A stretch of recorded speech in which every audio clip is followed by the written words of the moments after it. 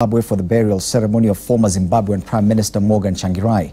The duo had been blocked and spent the night at the Jomo Kenyatta International Airport after immigration officers demanded that they produce a court order revoking their passports ban. Orengo's lawyer had to serve officials at the JKIA the court order before they were allowed to travel.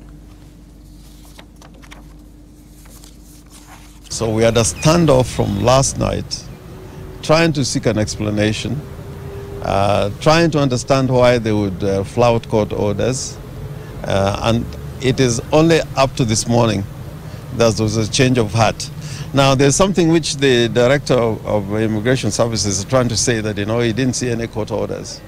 Well, he was giving back passports this morning without court orders, which means that, he had already had information and was in possession of those court orders.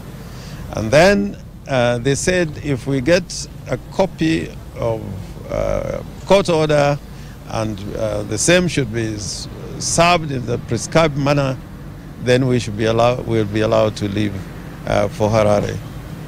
Now our lawyer, Mr. Willis Otieno, has come with yet another copy, because we had a copy yesterday, which we have now served on the immigration officials here. The director himself has been served, and hopefully we are going to come back here and try and make another attempt to leave for Harare. I don't know. I cannot rely on their word, although they have said, now we can leave the country and go to Harare. Constitutional delinquents are now running this country. They have abrogated the rule of law. And really, when you reach this stage, you've got to start deciding what your path is. I think we are witnessing a lot around us in terms of our neighbors. People better get to understand the signs are all over. You cannot continue in this manner. The people will deal with you. Once a court has given an order, all those officers who disobey that court order, they will bear personal responsibility for all that they've done in disobedience of the court order and in further infringement of the rights of my clients. And in this case, we will actually be considering going for the individuals in their own individual names, not going for the state as an amorphous entity.